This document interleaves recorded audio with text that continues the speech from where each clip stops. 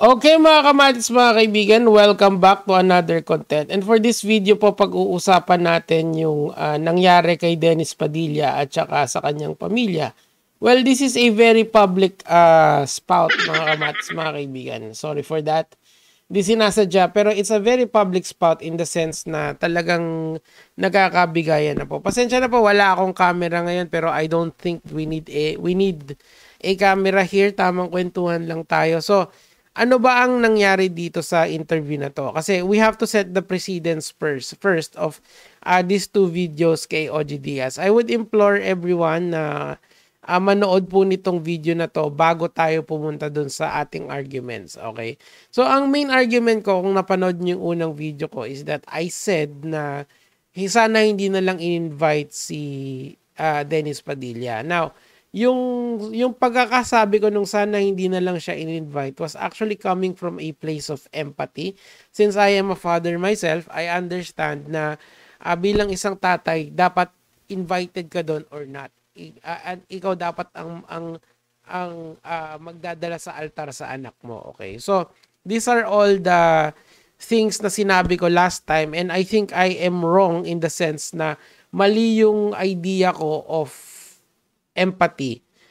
It should have been discussed. Okay, so mamaya i-explain natin lahat yan kung bakit ganun. So let's go first dito sa interview ni OG Diaz kay Marjorie Barreto. Panoorin lang natin ng konti mga lods. So we are able to heal and then pretend na walang nangyari, di ba? Pero kung kausap nilang tatay nila once a year at sisigawan niya at mumurahin niya mga anak ko sa telepono, nanginginig yung mga anak ko eh. OG, my kid's trigger is their father. Okay, so let's anuhin natin yun na i-break it down natin to. Ano ba yung laman nitong dalawang content na to? Okay. So yung una kay ano muna yung part 1. Dun actually hindi yung part 1 and part 2 is parehas silang parehas naman silang interconnected sila eh. And I'm saying this because yung part 1 is sinabi ni Marjorie na si Dennis Padilla daw ay isang very abusive na person, okay? Sabi niya yun, hindi ako nagsabi nun, and to the point na sinasaktan si Marjorie ni Dennis si Marjorie, and she needed some sort of surgery para sa eardrum niya. And then siguro ang pinaka-quotable dito sa dalawang parts na to is that yung sinabi niya, ang kailangan daw ni Dennis ay attention, hindi relasyon with the kids, okay? Kasi at this point in their lives, si Marjorie and si Dennis are already accomplished actors. Kilala na sila sa Pilipinas as established actors. Pero of course, yung anak niya, halimbawa si Julia Barreto is very famous, di ba? So, since that is the case mga lods, si Dennis daw parang gustong umepal doon sa ni Julia, pero parang ayaw ni Julia, and things escalated.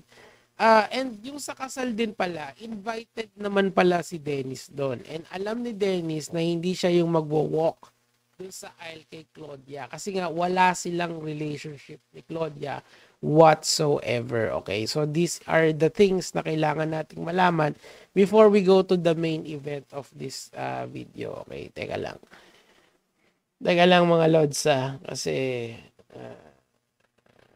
okay, ayun. So wala yung camera ko eh. So eto, teka lang, siguro mas maganda kung ganito natin ilalagay. Okay, so pakinggan muna natin ito. Guys, good morning. It's an exciting day for today. Prepare ko muna yung mga gifts ko. Una, itong aking souvenir para sa kanilang dalawa. Ito yung astig cup. Alright?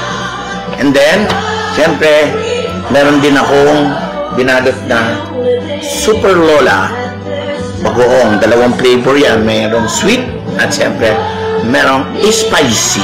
Okay. Ngayon, babalutin ko ito. After kong balutin yan, gusto ko makita nyo. Naghanda ako ng aking susuotin for this special day. Okay, so let me just break it down here. This is ang regalo niya doon sa kanyang anak ay sombrero na may mukha niya at saka products niya basically. 2 bagoong, okay? Tindi, di ba? 2 bagoong yung kanyang I mean, hindi ko alam kung this is a joke or whatever, pero yung merch niya at saka yung kanyang food product ang ireregalo niya sa anak niya. Diyos mio, Marimar naman. Ngayon kasi, this is going viral sa Facebook ngayon. Pero one could assume na given yung sinabi ni Marjorie and given yung binigay niya rito, para sa akin, madaling paniwalaan na talagang ito yung niya, ito yung iririgalo niya talaga mga kamats, mga kaibigan. And you know, pag pumunta ka naman dito sa meron kasing post ngayon sa Facebook na again, nagva-viral din because of this kind of behavior. Eto, galing to sa Kapamilya World Online. Mga binabash ako dati nito, kampi-kampi na kami ngayon. Eto, eto kita mo yung iririgalo niya, Astig Cup. Yan daw. Tsaka bagoong ni Super Lola. Ayan, Diyos mio, Marimar naman. Hindi naman regalo yan para sa wedding eh. Dapat house and lot binigay na ilakad mo sana yung anak mo sa altar. Well, dapat significant. At, I mean, it could be monetary. Why not? Diba? Bigyan mo ng pera. Hindi naman masama magbigay ng pera. Lalong-lalo na kung magastos yung wedding. Ayan o, sabi ni Mylene CDC, may sayad na siya, ayaw padiretso na gusto niya sa mga anak niya, gusto niya makuha sa mga kinikita ng mga anak niya. Pati regalo about pa sa kanya. See? So, my point here mga kamatis, mga kaibigan, is that yung regalo ni yung ganitong video ni Dennis Padilla is actually corroborating with sa sinasabi ni Marjorie Barreto rito na ang gusto niya is attention, hindi relasyon. Yun yung sinabi ni Marjorie and I believe that mga kamatis. Kasi ako bilang isang tatay, kung mag-iisip ako ng regalo sa anak ko, grabe yun. Pero alam mo yun, pero pagka kasal to men like, seryoso ba? Kasal ng anak mo, ang iririgalo mo, merch mo, di ba? Magkano lang ba gumawa ng merch, di ba? Magkano lang ba gumawa, magpa-battle ng ganyan?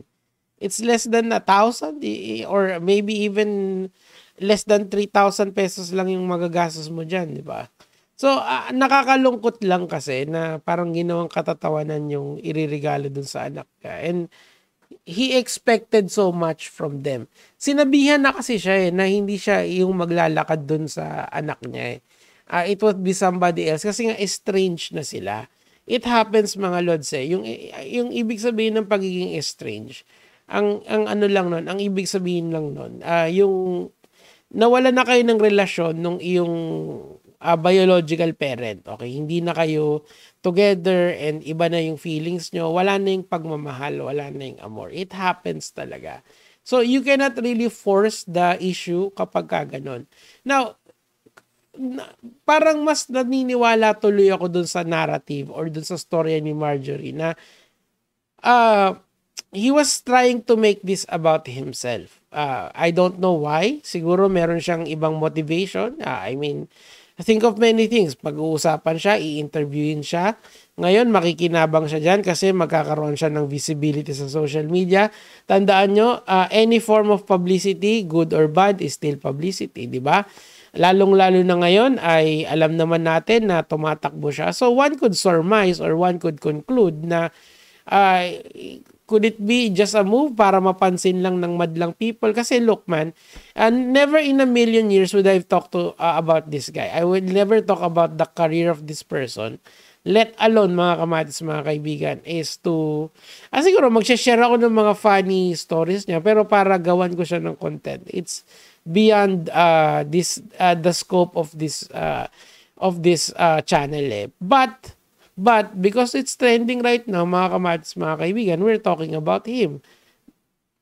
I don't know kung ano yung magiging resulta nito. Would he, kasi may mga merch siyang binibenta, yan, Astig ka, or Super Lola, yan, mga ganyan, mga merch niya yata yan Kung binibenta niya yan, baka tumaas yung sales doon.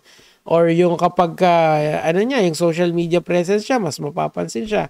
Ang point dito kasi is that parang totoo na yung sinasabi ni Marjorie na he was trying to make this about himself, di ba? And meron din sinabi si Marjorie dito na hindi ka naman i-interviewin kung hindi dahil sa mga anak mo eh, 'di ba? Yung pambabashing ba, gets mo? I mean, nare-realize ko tuloy why some people hated Julia. It's because maybe of Dennis, yung mga sinasabi niya na alam mo yun, kasi it has been a very, very dramatic series of events kay Dennis eh. I mean, meron ng sariling pamilya si Dennis Padilla. Try to look up his IG. Makikita nyo dun yung pamilya niya na labas kay Marjorie. So, I'm just saying na he could, kung ayaw niya na dito, wag niya nang pagpilitan yung sarili niya dito sa mga to. I will hold the conclusion na sana hindi na lang siya in-invite kung ganito lang yung gagawin niya, di ba?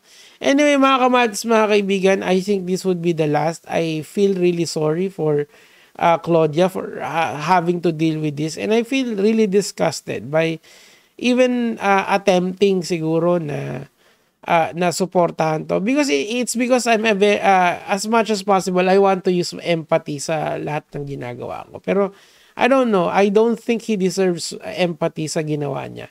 Yun lang naman yung sa akin for today, Gege mga lod.